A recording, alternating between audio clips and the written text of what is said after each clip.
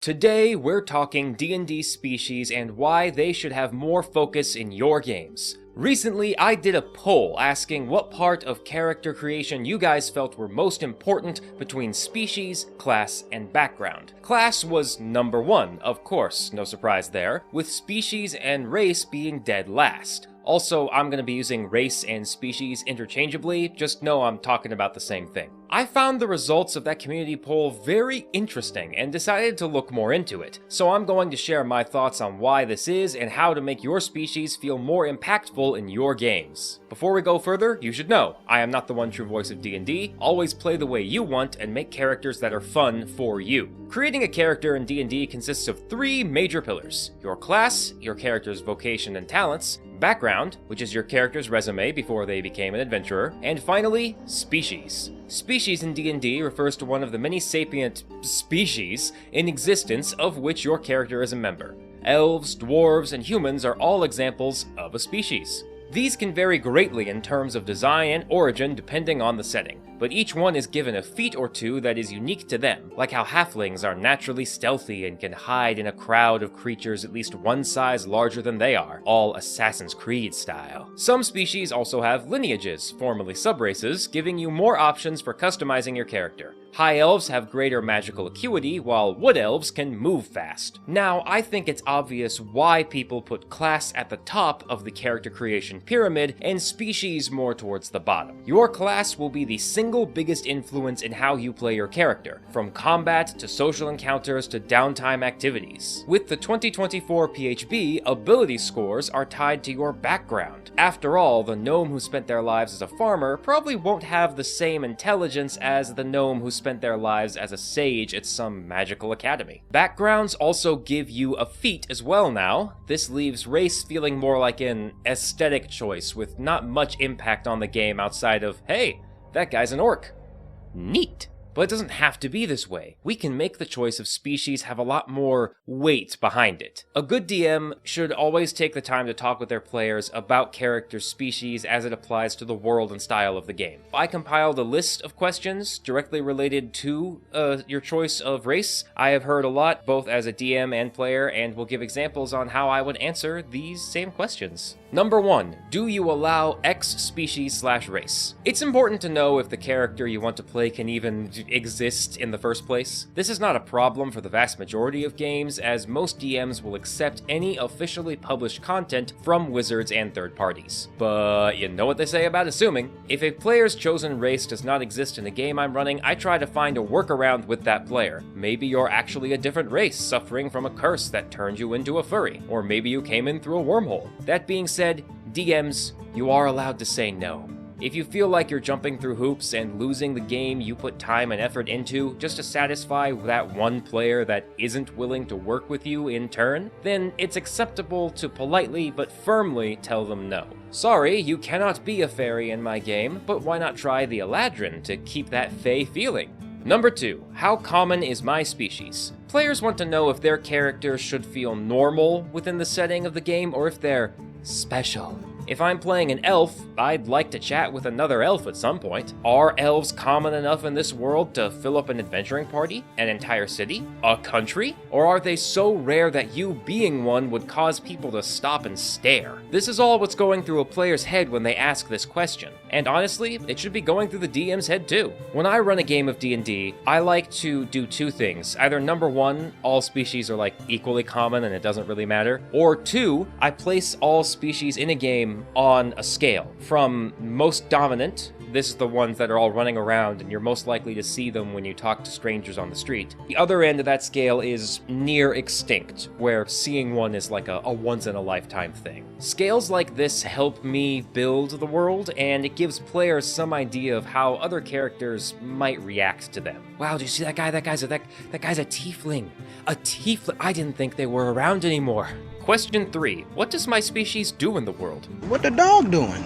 Say DM, I want to play a halfling for your new game. I just love how they're really chill people who love to smoke and eat pie. Oh, sorry, this is actually my homebrew setting, and halflings are feared as some of the best assassins and spies there are. They're not really the chill guys you're used to. Oh, okay, well, who are the chill guys that bake pies in your world then? The Dragonborn. That is a good example of a conversation between a player and a DM about what their species do in the world. I like to give vague answers that set a basis for communities and traditions of a playable race to help with immersion, like how Dragonborn are masters of the culinary arts, or how Goliaths are nomadic mercenaries. A quick sidebar, never ever shoehorn a player, no matter what, that they shouldn't feel they have to be that way just because that's how most of the NPCs of the world work. Players are unique, they should feel unique. No two individuals are alike, no matter if they're all elves or all dwarves or all whatever. Question 4. How will the other races view mine? To explain this question, let's look at an example. Orcs in the Forgotten Realms versus orcs in Eberron. They are both orcs, but they're viewed differently by the other peoples they share their respective settings with. In the Forgotten Realms, orcs are seen as marauding warmongers with a history of violence and conquest, while orcs of Eberron are an ancient and wise people with a history of fighting demons and minding their own business. Playing an orc in Eberron may earn you an air of mystery, maybe even respect, but playing an orc in the Forgotten Realms will see NPCs avoiding your character out of fear, if not attacking them outright. When a player asks me this question, I give them an example of what would happen if their character visited a random city as a total stranger. Sure, your orc may be a paladin of peace and love, but the city guards,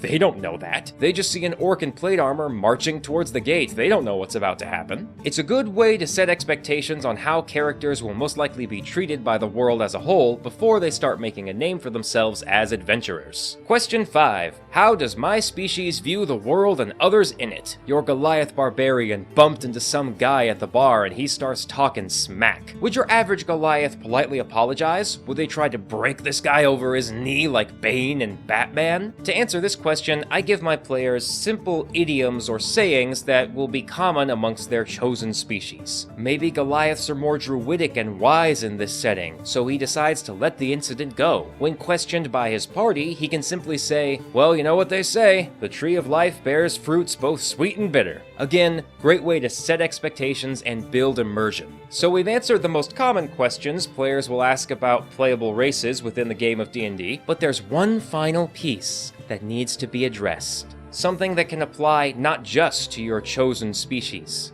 Breaking the mold. Setting expectations and establishing a basis for players is all well and good, but don't expect them to adhere to that, like, at all. If you set up minotaurs in your world as battle-hungry barbarians and halflings as neighborly pacifists, don't be surprised when your players come to you with a minotaur life cleric who prefers to heal injuries instead of making them, or a halfling fighter who really likes to stab people and fling insults at literally everyone. But why? Why do players do this? Why? Well, it's because subverting expectations is fun, and it makes us feel special, and that's fair. This is a fantasy game, our escape from mundane reality. We want to feel special, and we want to have fun. Just know it's all part of the fantasy, and no one wants to do this to intentionally disrespect the DM or the work you put into making your campaign. Most people are chill and will not be jerks about it. Should your players respect the work you put into your game? Yes, but understand that when people play a game, especially a game of D&D, they want to break the mold. Outliers exist everywhere, so why not be one in the realm of fantasy? Does this mean that all the work we just did answering all those questions before was just a huge waste of time? Years of academy training wasted! Absolutely not. And I'm not just saying that because I need the ad revenue. How will the party subvert expectations if they don't know what the expectations are that they're subverting? Riddle me that. Now to wrap all this up, why don't I give you an example of how I would make a character that is both unique and true to their origins. My name is Kurgan. I'm a dwarf currently living in the city of Manasburg. When most folks think of dwarves, they think of smiths, craftsmen, or spiked armored barbarians. And if you were talking to any other dwarf, you'd probably be right. You see, me, I've always been a little different. I got no skill at the forge, and heavy armor makes me chafe. So I spent my youth learning these streets and all who walk them. Making connections, you could say. My employer is one of the 3 major gangs that rule Manasburg's underworld. There's the Black Tooth, mostly dragonborns and orcs, or anything else with big scary teeth. The Foul Bloods, bunch of tieflings who wear that slur like a badge of honor, despite the constant infighting between Infernals, Abyssals, and Chthonics. And then there's my gang, the Ankle Biters. Named because we only accept folks who are dwarfs, gnomes, halflings, or other shorties. No tall folk allowed. I do the knife work for 'em. Now I know what you're thinking. A dwarf assassin? That's a little far-fetched. Well, you keep thinking that. Makes my job easier. You see, Manusburg is filled with all kinds of people, and most of them can see just as well in the dark as I can, so sneaking up on them at night just ain't gonna cut it. Instead, I let my targets come to me. Being a dwarf doesn't guarantee skill at crafting or smithing, but it does connect you with stone. I pick a spot where my targets walk all the time, wait till nightfall, hide around a blind corner, and as I wait, I can feel their footsteps reverberate through the cobblestone streets. When the feeling gets strong enough, I strike. Sometimes I don't even need to open my eyes before I slip the knife in. And there you have it, a perfect summation of everything I've been talking about. Your choice of species may be considered less important than your class and background with 2024 rules, but I think that's a bit erroneous, even if it is, largely true. Yes, from a gameplay perspective, your species gives you nowhere near the same stuff to play with as your class. And yes, backgrounds have the ability scores now, but you don't need to count species out completely. It's still a major part of your character and deserves a bit more attention, I think. Personally, to make the choice of species when creating a character feel more impactful, I would do something like maybe what The Witcher does. They did something really, really well with the different races in their stories. A great history of, humans migrating to a continent dominated by, non-human races and just getting steamrolled through adaptability and sheer numbers, leading to things like Elven Ruins and the Scoia'tael, who are both freedom fighters and anti-human kill squads. It's really complex, and it's really, really cool. It's great. I love The Witcher. I love The Witcher! Focusing in more specifically on a, adventure, maybe you could have a locked door in some ancient ruins that only elf blood can unlock. Or you're hunting a unicorn, and the unicorn only ever shows itself to the Aasimar in your group. Or maybe there's a giant who captures the party's gnome companion because she thinks gnomes are funny and she likes to keep them on her giant shelves like little Funko Pops. I don't know, just something. Could be fun. I don't have a transition from that.